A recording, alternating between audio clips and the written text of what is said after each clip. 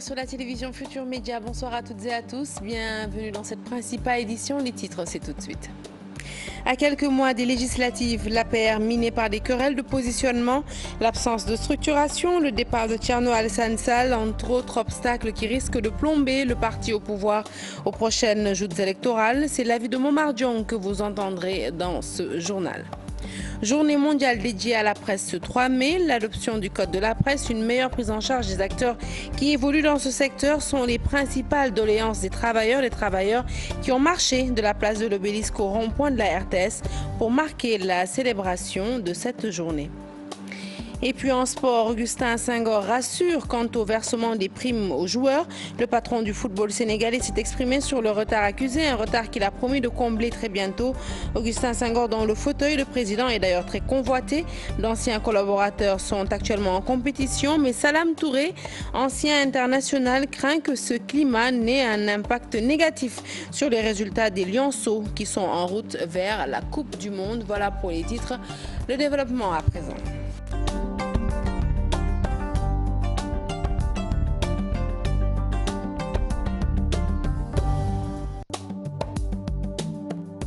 Bonsoir à tous. Un journal que nous démarrons tout de suite avec l'actualité politique en vue des prochaines élections législatives.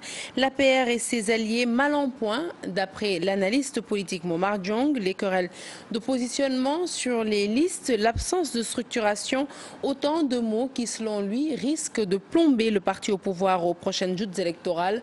Pour Momar Diong, la posture adoptée par l'opposition semblerait mieux payée jusqu'ici que celle de la majorité présidentielle. Aminata Mbaresso, Modou Diop l'ont rencontré. Reportage. L'Alliance pour la République sous tension, un malaise au sein du parti au pouvoir dans un contexte particulier. Je crois que c'est lié au fait que le président, jusque-là, n'a pas voulu structurer son parti. Il a toujours pensé que le parti avait besoin d'une organisation et non d'une structuration. Et maintenant, il est rattrapé par ce travers, cet art congénital que comporte l'APR à l'absence de structuration. On ne sait pas qui est qui. Les déclarations du maire de Guédiawaye et frère du président de la République, la sortie de Thierno Alassane Sall du gouvernement, entre autres faits qui rendent le mal beaucoup plus profond. Le limogeage de Thierno Alassane Sall n'augure rien de bon. Thierno Alassane Sall, ce n'était pas n'importe qui. Il est le coordonnateur de l'APR dans une zone éminemment sensible comme Thiès. Il est également le patron des cadres de l'APR. Il se trouve également que le président de la République, Macky Sall, en tant que chef de parti, se complique la tâche en s'encombrant d'alliés qui ne lui facilitent pas la situation en s'alignant dans Benno Bokk Yakaar. Et le dernier exemple en date est celui de Souleymane Ndéné Ndiaye, qui a rejoint le président de la République, mais qui dit qu'il n'est pas partie intégrante de Benno Bokk Yakaar. Voix discordante qui risque de porter préjudice à la majorité présidentielle aux prochaines législatives. La dernière raison qui explique la raison pourquoi la majorité présidentielle va vers des difficultés avec ces législatives, c'est l'équation bien évidemment du chef de file de la coalition présidentielle. Il est évident que le choix de Moustapha Niasse ne fera point l'unanimité au sein de la coalition. Alors qu'à contrario, on note une dynamique unitaire au sein de l'opposition. L'absence de structuration de l'Alliance pour la République, principale cause, situation inédite au sein d'un parti au pouvoir. Départ de Thierno Alassane Sall du gouvernement, démission ou limogeage. Dans tous les cas, l'opinion doit être édifiée sur les raisons qui ont motivé ce départ. C'est l'avis de Cheikh Omar Sy qui demande que la lumière soit faite sur les contrats qui lient l'État du Sénégal et les firmes Total et Cosmos. Le député, par ailleurs secrétaire exécutif du réseau pour la bonne gouvernance des ressources minérales, ajoute que ces contrats autour du pétrole et du gaz devaient d'ailleurs d'abord passer à l'Assemblée nationale pour examen avant d'atterrir sur la table du chef de l'État. Je propose de l'écouter. Ses propos sont recueillis par Mme Biram Diouf. Connaissant l'homme particulièrement, ça ne me surprendrait pas. C'est un homme très patriotique que j'apprécie beaucoup. Pendant ma législature, la 12e législature, c'est un ministre qui a été vraiment qu'on a remarqué par sa rigueur, par son ouverture d'esprit, mais surtout aussi par son sens du patriotisme. Aujourd'hui, peut-être que dans le cadre du travail, il y a eu des enjeux que nous ne maîtrisons pas encore parce que le gouvernement ne s'est pas encore prononcé, et je crois qu'on devrait savoir au moins connaître les tenants et les aboutissements de la démission de M. Thierno Alassane Sall. Il est quand même le ministre de l'énergie, ne l'oublions pas, qui engage le pétrole et le gaz de ce pays-là. S'il démissionne, ce n'est pas n'importe quel ministre qui démissionne. Et au moment où nous parlons de la gestion de nos ressources, du pétrole et du gaz, quand même les Sénégalais doivent être édifiés sur ces questions-là. Aujourd'hui, peut-être qu'il a été confronté à une situation où les Sénégalais doivent connaître, et même l'Assemblée nationale, parce qu'aujourd'hui on ne peut pas se réveiller un bon jour et voir un contrat signé avec Total du jour au lendemain. On avait eu toutes ces discussions autour de Cosmos et comment les blocs ont été attribués, mais au moins quel est le rôle de l'Assemblée nationale aujourd'hui? On a voté lors du référendum, il a été voté le suivi des politiques publiques par le Parlement. Normalement, dans cette situation-là, le Parlement doit se saisir de cette question-là et savoir comment les ressources de ce pays-là vont être gérées, par qui et pourquoi, et les contrats qui viennent avec. Affaire Thierno Alassane Sall, beaucoup d'amateurisme dans la communication du gouvernement. C'est la lecture qu'en fait le professeur Mamadou Ndiaye. Il estime que le gouvernement n'avait pas besoin d'un communiqué pour confirmer ou non le départ du ministre de l'Énergie. Le professeur Ndiaye pense que seul le décret présidentiel suffisait pour éclairer la lanterne de l'opinion publique. Je vous propose de l'écouter dans ce reportage signé Lissa Prera. Démission ou limogeage, le départ du ministre de l'Énergie et des énergies renouvelables a suscité une grande cacophonie dans la communication gouvernementale, une démarche improductive de l'avis de cet expert en communication. En matière de communication, une cacophonie, c'est déplorable. Ou des messages contradictoires au sein d'un même appareil, c'est également déplorable. Et je pense que ce communiqué-là ne méritait pas d'être sorti. Parce que quand même, je pense que tout le monde sait qu'au Sénégal, nous sommes dans un système où c'est le président de la République qui prend les décisions. Donc je pense que ça ne méritait pas un communiqué pour montrer que telle personne a été limogée.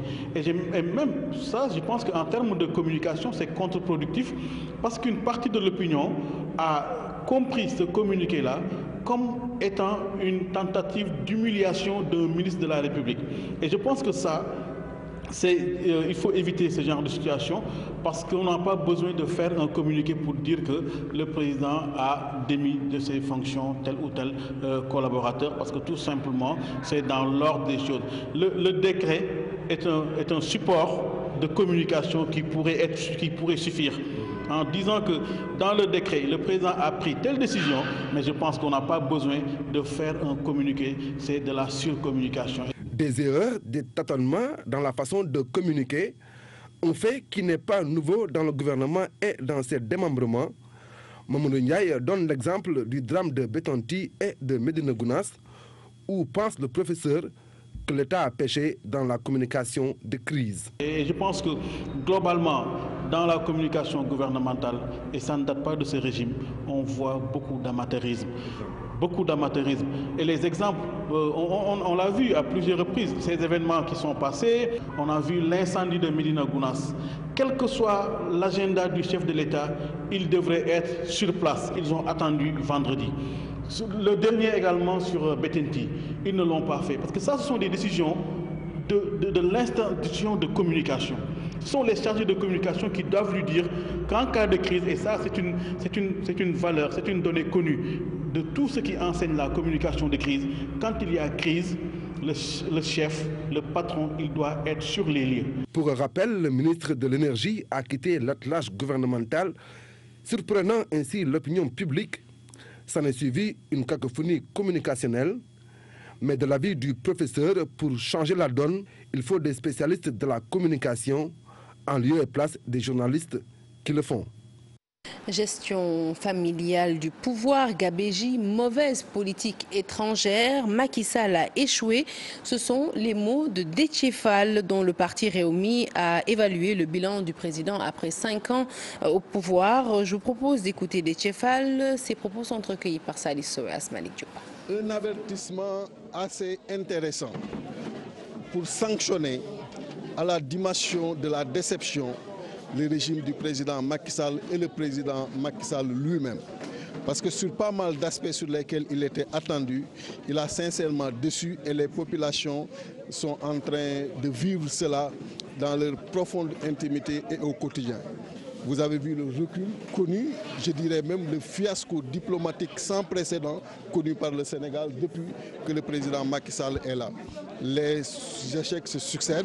Après la présidence de la Commission de l'Union africaine, voilà également que nous n'avons même pas la possibilité de récupérer la présidence de la Commission de l'UEMOA. De ce point de vue, avec ce qu'on est en train de faire, au niveau de l'opposition, et le président Idrissa Seck a eu à le dire, à savoir l'initiative forte derrière une ambition extrêmement forte des leaders d'avoir une liste large qui regroupera l'essentiel des partis de l'opposition et des mouvements de la société civile pour assurer les chances d'une victoire et amener le président Macky Sall à une cohabitation. C'est ça l'esprit du carton jaune. Et le carton rouge, ce sera bien évidemment pour l'année 2019 avec son départ. On a un problème de sincérité dans les dialogues qu'on a eu à engager avec le président Macky Sall.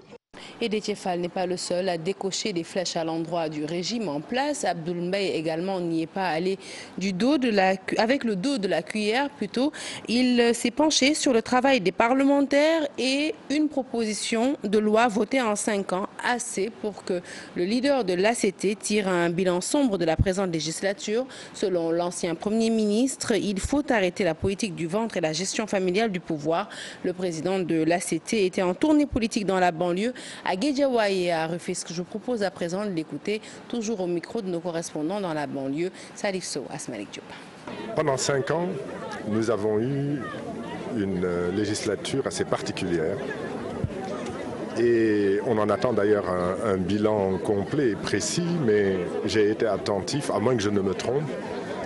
Je n'ai jamais entendu parler de commission d'enquête mise en place par cette Assemblée pour essayer de faire la lumière ou même de donner un simple avis sur des faits graves de corruption présumée qui ont pu être décelés ou dénoncés par l'opposition.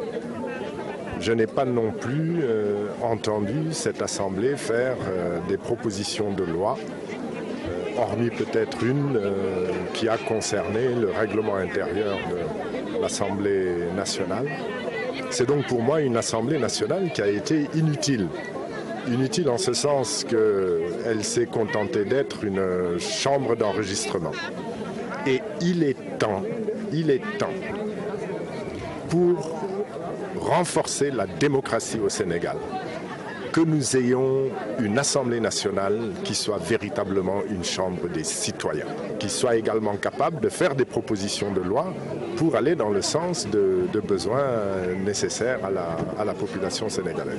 C'est l'un des titres de cette édition. La journée mondiale de la presse célébrée ce 3 mai marche à l'initiative de la coalition des acteurs de la presse à pas feutrés. Les journalistes et autres techniciens ont battu le pavé pour dénoncer leurs dures conditions de travail et d'existence. Ils exigent l'adoption du code de la presse et de meilleures conditions. Ils interpellent l'État et les patrons de presse. Adi Atala, Mardien ont marché. Des t-shirts et brassards rouges, des coups de sifflet et des décibels, rien n'est laissé en rade pour sensibiliser et alerter sur les misères de la presse. Des misères caractérisées par la précarité et l'absence de cadre juridique. Les différents acteurs veulent la fin de leur calvaire. Il n'y a pas de plus prison que la précarité. Il n'y a pas de plus prison que celle qui ôte à l'individu sa dignité. Vous savez, lorsque des entreprises de presse se meuvent dans un environnement économique, n'est-ce pas, inapproprié, cela, disons, conduit simplement la presse à une précarité indescriptible. Aujourd'hui, la plupart des entreprises de presse ne sont même pas capables d'assurer les salaires. Aujourd'hui, la plupart des journalistes n'ont pas de cotisation à l'IPRES. Ça veut dire quoi? Ça veut dire que demain, si chacun de nous était admis à faire valoir ses droits à la retraite, vous allez à l'IPRES, vous ne trouverez rien du tout. Le fait que des cotisations sociales n'ont pas été versées, que tu te retrouves à la retraite, même pas le SMIC, Et ces faits-là,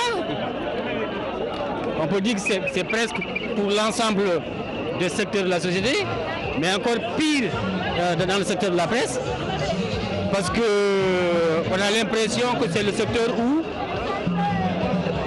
on est le plus entreprenant. On a l'impression que c'est le secteur où on est le plus entreprenant.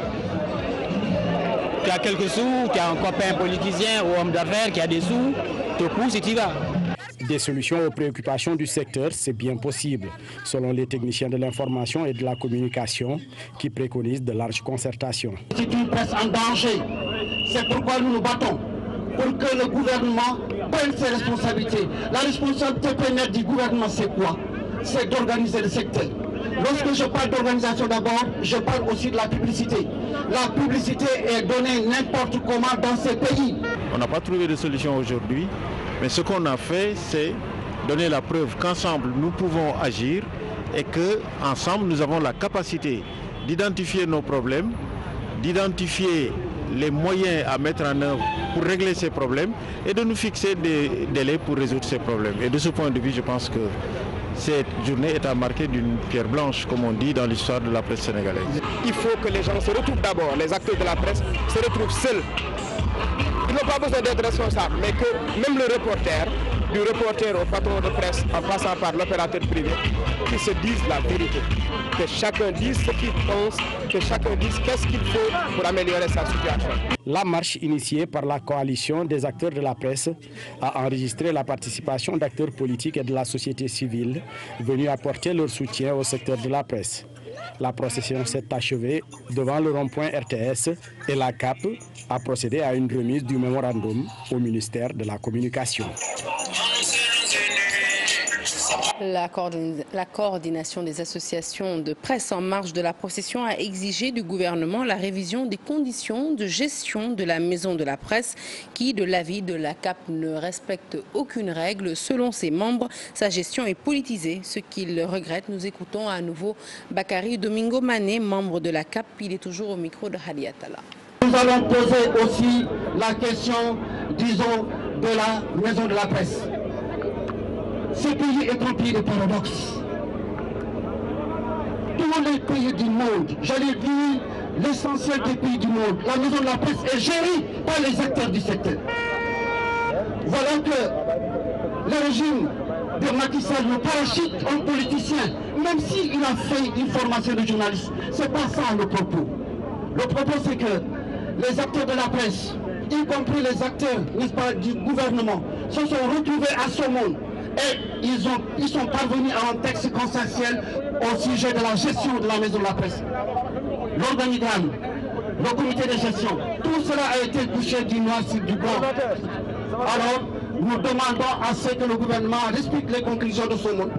Et vraiment, les acteurs n'auront rien à dire à partir de ce moment. Des salaires de misère, pas de contrat de travail, des stages qui durent des mois, c'est le tableau sombre des situations exécrables qui ont été pointées du doigt lors de cette journée internationale dédiée à la presse dans le monde. Fatou Bintou Conté et Diafaraba pour les détails. Salaire de misère, pas de contrat de travail, des stages à durée indéterminée, autant de mots qui gangrènent le vécu quotidien des reporters dans les rédactions. Le travail des reporters est pour la plupart exécrable, très difficile. C'est eux qui font le travail, mais pour les retomber, ils n'en voient rien du tout et c'est dommage. Tu vois des stagiaires qui disent dans des rédactions pendant plus de 3 ans, 5 ans, et vous croyez ça normal? Vous voulez avancer alors que ce qui est déjà là n'est pas encore en bon état. Il faut que les gens soient sérieux. Un reporter peut passer plus de 18 heures dans une manifestation. Quand il s'agit de faire le terminal comme moi je le fais jusqu'à présent, on peut être là-bas de 9h à parfois 2h du matin, 3h du matin, vous voyez. Et il n'a jamais été noté dans un bulletin de paye qu'on a dépassé les heures de travail. Nous constatons également qu'il y a des reporters qui sont restés 7 mois sans salaire dans un grand groupe de presse de la place. Nous constatons également que des reporters sont victimes de ruptures abusives de contrat, ils sont victimes de licenciements, ils sont victimes de non-renouvellement de contrat. Donc ces situations, effectivement, certains reporters exercent sans même bulletin de salaire. Ils ne bénéficient même pas de couverture maladie, etc. Ces situations, ce journaliste l'impute au patron de presse. D'ailleurs, selon lui, cette marche devrait être dirigée contre eux. De la presse sont les patrons de presse. La presse ne rapporte pas. C'est faux, les patrons de presse. Il n'y a pas plus riche qu'un patron de presse au Sénégal. Pourquoi moi je dis que je ne participerai pas à cette marche? Je crois que la marche devrait être dirigée contre ces patrons de presse. Le président de la Convention des jeunes reporters, lui, ira à la marche, même s'il reconnaît que les conditions de travail des reporters sont difficiles dans les rédactions. C'est le moment de le dénoncer devant ses patrons, estime-t-il. Les jeunes reporters sont dans une situation d'extrême précarité. Ils ne sont pas rémunérés à la tâche de leur travail. Donc ils abattent le plus grand lot du travail. Et malheureusement, ils exercent dans des conditions vraiment pénibles. Ils ne sont pas mis dans des conditions acceptables de travail. Nous avons également constaté que les patrons de presse ont une part de responsabilité dans cette situation, mais également l'État du Sénégal. Et c'est la raison pour laquelle d'ailleurs, parmi les revendications posées par la coordination des associations de presse, nous voulons un environnement économique des médias, un environnement qui soit en mesure de pouvoir garantir aux journalistes, aux jeunes reporters de manière particulière des conditions acceptables de travail.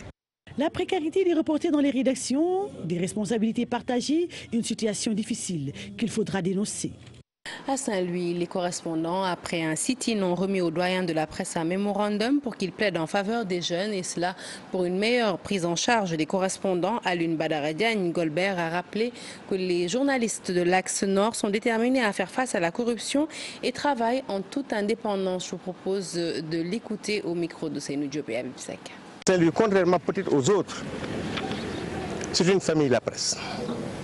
Il n'y a pas de séparation, on se concerte, chacun représente l'autre pour n'importe quel genre de couverture. On ne nous a jamais entendus, on ne nous entendra jamais. Parce que nous avons librement opté pour ce métier et ad vitam aeternam, nous allons nous incrustrer dans la trilogie qui consiste à éduquer, à informer et à distraire, mais en restant dans le principe de notre métier, c'est-à-dire la déontologie, l'éthique professionnelle. Personne ne nous corrompra, personne ne nous déviera de la route. Nous sommes des professionnels et nous ferons ce pays. Inch'Allah, si Dieu le veut bien. Nous resterons de très grands concitoyens pour respecter les principes et normes qui régissent l'ensemble des institutions de ce pays. Mais partout où le besoin se fera sentir, nous nous redresserons pour prouver que nous sommes des journalistes. Ça veut dire des hommes de démocratie, de liberté, de solidarité et de travail dans la dignité et l'honneur. Voilà, c'était le doyen Golbert Diagne, à l'instar des journalistes des autres localités que vous venez d'entendre. À Kolda, idem, les journalistes ont battu le macadam. Ils prônent une revalorisation du statut du correspondant régional et demandent aux patrons de presse d'accorder plus de respect et de crédit au travail qu'ils abattent au niveau des régions. Je vous propose d'écouter Abdou Diao, c'est le correspondant de Sud Quotidien à Kolda et porte-parole du jour. Il est au micro d'Abdoulaye Diallo. Beaucoup de choses à faire. C'est la région où les braconniers sont là en train de détruire la forêt. C'est la région où il y a des bandes armées. C'est la région où les gens peuvent manifester pour rien, barrer des routes et consorts. On travaille dans des conditions extrêmement difficiles depuis des années et des années.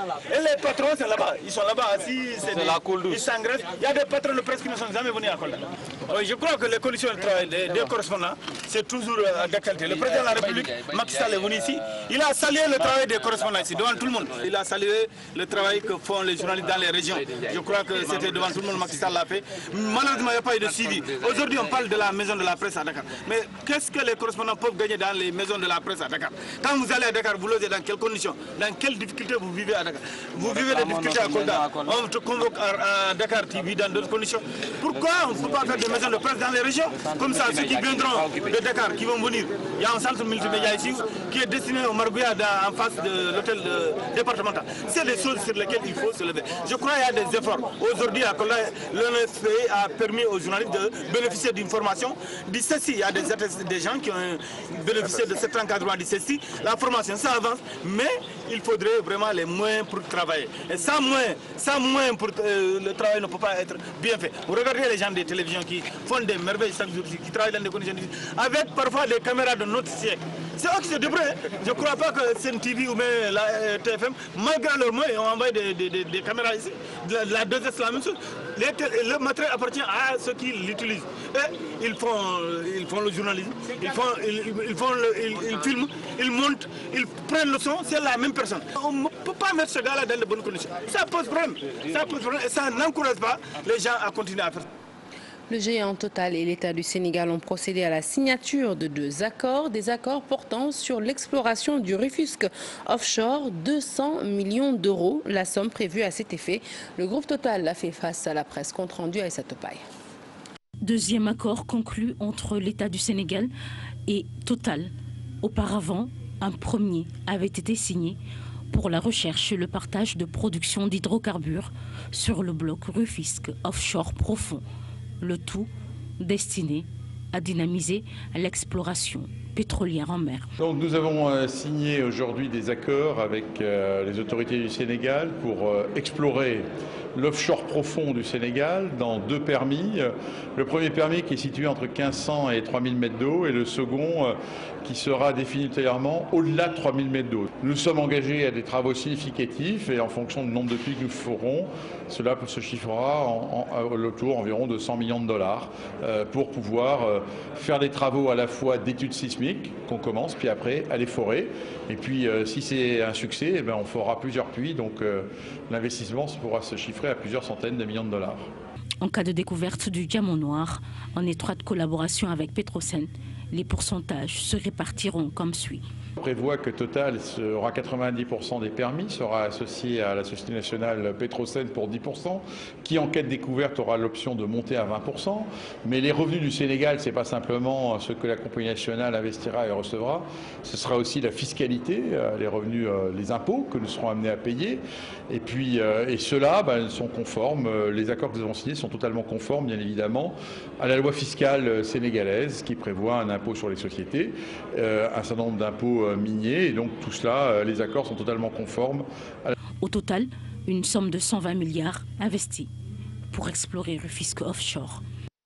Parlons de tout à fait autre chose. À présent, à Keur Madiabel, les populations ont tenu un vaste rassemblement devant leur grande mosquée pour dénoncer vigoureusement la condamnation d'un de leurs fils. Ce dernier est accusé d'avoir incendié les cases d'habitants Peul. La justice vient de le condamner à 5 ans de travaux forcés assortis d'une amende de 7 millions, un verdict contesté par ses proches et voisins qui exigent sa libération immédiate, sans quoi il n'exclut pas une bataille entre eux et la communauté Peul de la localité. Ibrahima Diamé.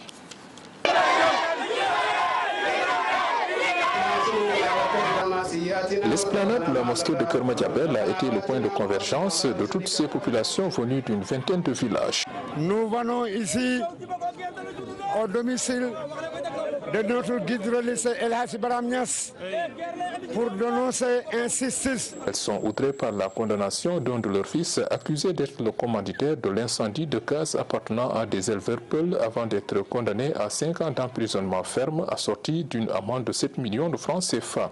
Dont il est question, Djimba Niang dit Djimbako. Sa seule faute est d'être le chef du village de Darou Niangen. Car le jour des événements dont il s'agit réellement, Djimba n'était pas sur place, Djimba était absent des lieux. Cela a suscité non seulement la colère des populations, mais également celle du khalife de Keur Madiabel, El Hadji Ibrahima Niass. nañ ko delloosi ci këram nu mu gën a gaawee su fekkee bëgg nañ jàmmi réew mi laa wax suñ bëggul jàmmi réew mi nag ñu bàyyi réew mi takk bëgg a not yal na la yàlla not képp ku ñu bëgg a not yal na la yàlla not képp ku ñu bëgg a jàpp bañ fàtte yàlla yal na la yàlla jàpp ba ko fàtte ñu fii ba penku fii ba xarfu Kermadiabel et environ demandent la libération immédiate de leur fils avant que cela ne soit, disent-ils, le début d'une cohabitation difficile entre Peul et habitants de la localité. Nous demandons la libération de notre fils Djimba et nous vous avertissons, cette population que vous voyez très en colère pour bien se venger.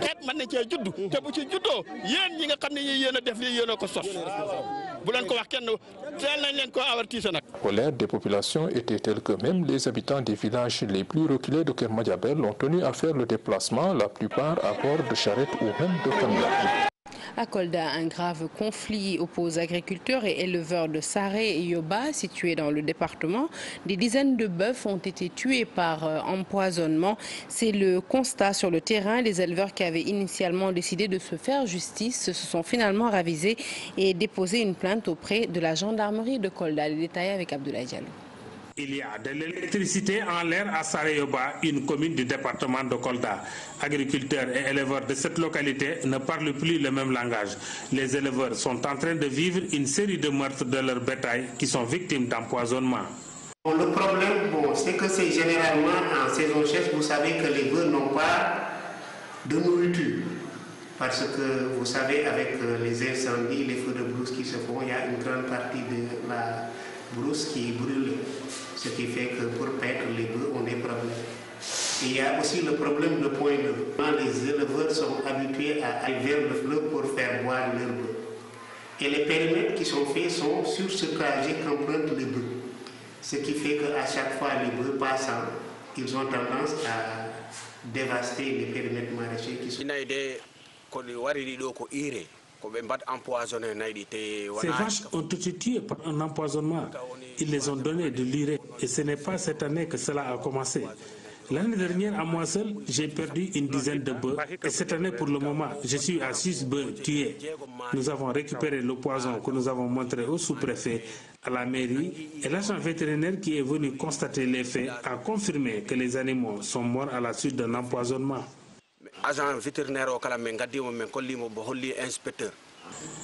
Les derniers bœufs récemment tués sont parmi une énième opération d'empoisonnement du bétail à Sarayoba. Quand ils sont venus nous en parler, on a appelé les femmes et on a appelé les éleveurs pour essayer de régler le problème à l'amiable entre nous. Mais 2 jours après, il y a ceux de Kenkenyebado, c'est un autre quartier qui fait partie de la commune, qui nous ont appelés pour nous dire que les bœufs d'un des éleveurs sont allés dans le périmètre et ont tout dévasté. Le surlendemain, un éleveur nous a dit qu'il a trouvé encore un bœuf tué dans le périmètre, dans un périmètre maraîcher qui appartient à des femmes de Domas-Ouest. On leur a dit que vraiment maintenant tout c'est trop. Les éleveurs qui avaient initialement décidé de se faire justice ont finalement déposé une plainte auprès de la gendarmerie de Kolda. Toutes les ONG, les bonnes volontés et la société civile de la place sont invités à jouer leur partition dans le règlement de ce conflit avant que le pire ne se produise à Sarayoba. En sport, le ministre des Sports va régler la question des primes des joueurs. 2 millions par joueur, une assurance du président de la Fédération sénégalaise de football, Maître Augustin Senghor, qui explique les raisons d'un tel retard. C'était lors de la remise de drapeau au Lionceau en route vers la Coupe du Monde. Maître Augustin Senghor que nous écoutons au micro d'Aïssa Topaï.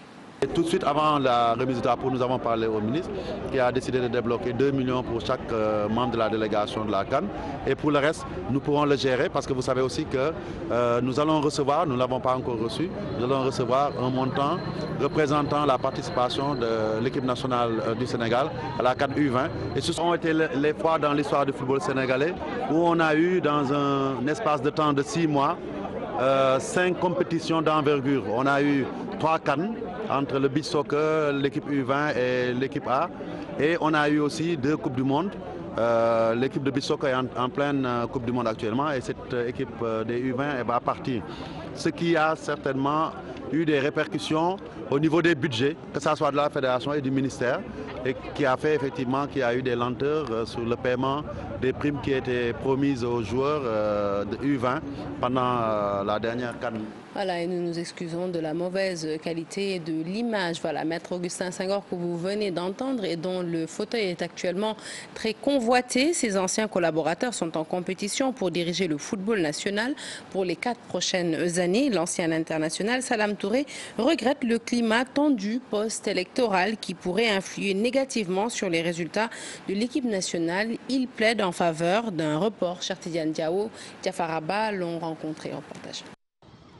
Augustin Senghor, Mbaye Diouf Dia, Louis Lamotte, 3 messieurs qui nourrissent l'ambition d'être le président de la Fédération sénégalaise de football pour les 4 prochaines années.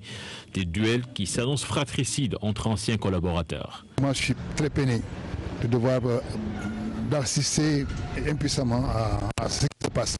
Je ne comprends pas que des amis, que des amis puissent rester vivre ensemble pendant 8 ans, réalisent de bonnes choses. Et vraiment, tout le monde est d'accord qu'ils ont au moins 15 sur 20, globalement. Ils sont partis de loin, ils sont arrivés à bon port, tranquillement. Et qu'au moment de renouveler, évidemment, à chaque fois c'est comme ça, mais que ça va voler dans tous les sens. Fait désordre de mon point de vue. Des candidats qui présentent la particularité d'avoir servi dans les instances du football sénégalais. L'engagement à servir le football sénégalais, quel que soit le niveau ou le strate dans lequel on se trouve, c'est un engagement volontaire. Donc il y a aujourd'hui également le fait que les textes de la fédération, comme de presque la quasi-totalité des fédérations, ne permettent qu'aux acteurs de pouvoir venir postuler pour occuper le poste de président de fédération. Donc il est tout à fait normal que l'on voit les mêmes têtes, c'est-à-dire les mêmes gens qui ont cette passion de diriger le football, qui tous les jours font de la gestion du football une partie de leur quotidien. C'est les mêmes personnes qui aujourd'hui ont légitimement l'envie et la volonté de venir postuler pour le poste de président de la fédération. L'environnement du football vicié à l'approche de cette élection, Salam Touré affiche ses craintes. Mon problème, ce n'est même pas qui se présente à ce niveau. C'est la tenue de l'Assemblée générale à la date qu'ils ont choisie. Figurez-vous qu'on joue la veille du match contre le Burkina. Et 3 jours après, on retourne au Burkina pour jouer le match de retour. Mais qui est-ce qui va préparer ce match? Mais parce qu'ils étaient en harmonie, et quand il y a élection, forcément, les gens vont se déchirer. Le problème, il est beaucoup plus cocasse à ce niveau. Il faut qu'on se donne des chances de réussir la qualification de la Coupe du Monde. Et un communiqué pour mettre fin à cette page des sports. Le préfet du département de Ziguinchor interdit le match retard Casa Sport Guédiawaye Football Club comptant pour la 6e journée du championnat de Ligue 1 pour différents motifs. Ce match risque de réelles menaces de troubles à l'ordre public. S'ajoute à cela une absence de dispositif de police pour la couverture sécuritaire de ce match. L'absence de prise de contact avec la police pour maintenir l'ordre par les organisateurs motive également cette décision du préfet. Dans le communiqué, les autorités départementales tiennent à préciser que toute infraction commise sera punie par la loi. Et pour rappel, le match était prévu aujourd'hui, ce 3 mai donc 2017. Voilà, c'est la fin de ce journal. Merci de l'avoir suivi. Prochain rendez-vous de l'information, le tout en images à 0h. L'info qui se poursuit sur votre site www.igfm.sn. Excellente suite des programmes sur la TFM. Excellente soirée. À demain.